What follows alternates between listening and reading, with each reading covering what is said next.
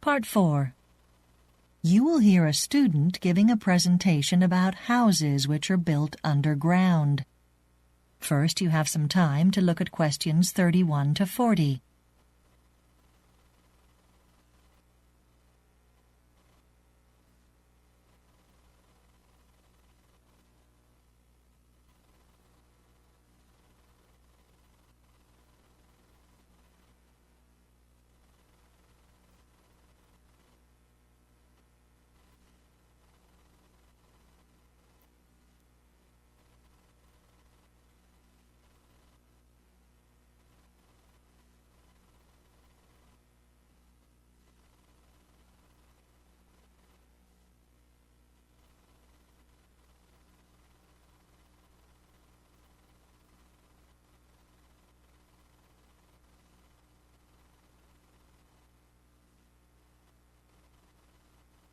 Now listen carefully and answer questions 31 to 40.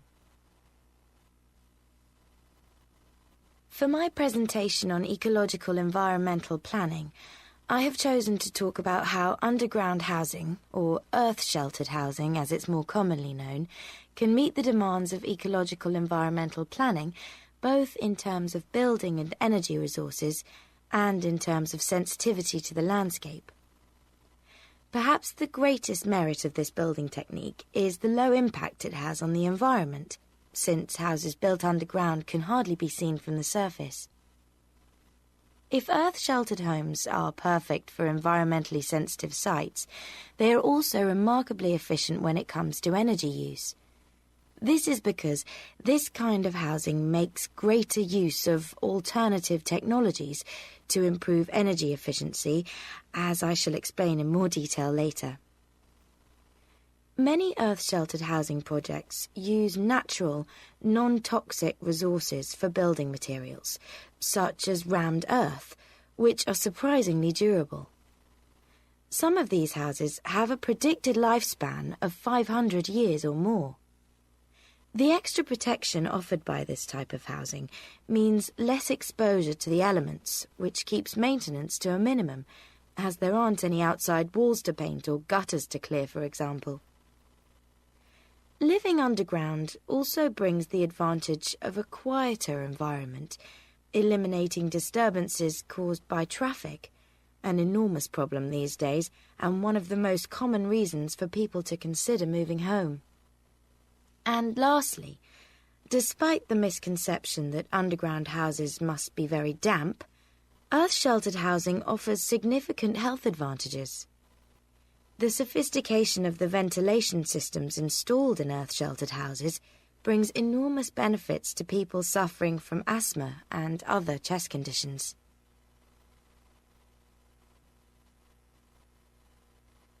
I'd like now to turn to the situation in the UK, where, despite all the obvious advantages, earth-sheltered housing still isn't a popular option for most homeowners, as the statistics prove.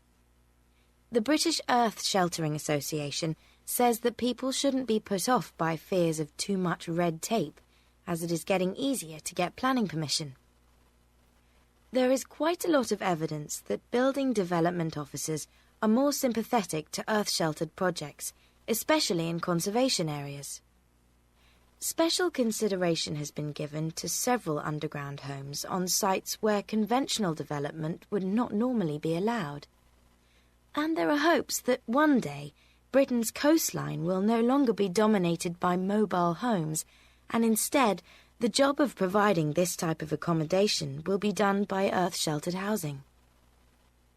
I'd like to finish by looking at two quite different projects, Mole Manor and the Hockerton project. When it was first built, Mole Manor generated international media interest and was voted one of the 12 most desirable places to live in the world in a national newspaper poll. Hockerton also attracted wide publicity, winning several awards for its innovative environmental design.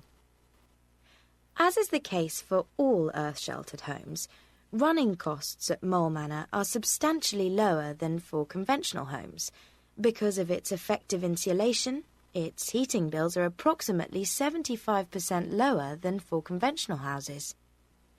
However, at Hockerton, solar energy, wind power and rain are used to generate enough warmth, electricity for light and cooking, and water for washing and drinking for all the needs of the 5 families who live there. Their aim of living a holistic lifestyle in harmony with the environment has been realised. Hockerton also proves that earth-sheltered houses can be built on a modest budget. Each of the families contributed £80,000, the cost of an average family house in this area. Style, rather than cost, was more of an issue in the design of Mole Manor. The homely terraced cottage style at Hockerton contrasts with the grandeur and space of Mole Manor, which today is worth over £800,000. What projects like Mole Manor and Hockerton demonstrate is that earth-sheltered housing can provide comfortable, stylish, eco-friendly homes for a diverse range of needs. The combination of architecturally sensitive designs with new energy-saving technology satisfies all the criteria for ecological environmental planning. That is the end of Part 4. You now have 45 seconds to check your answers to Part 4.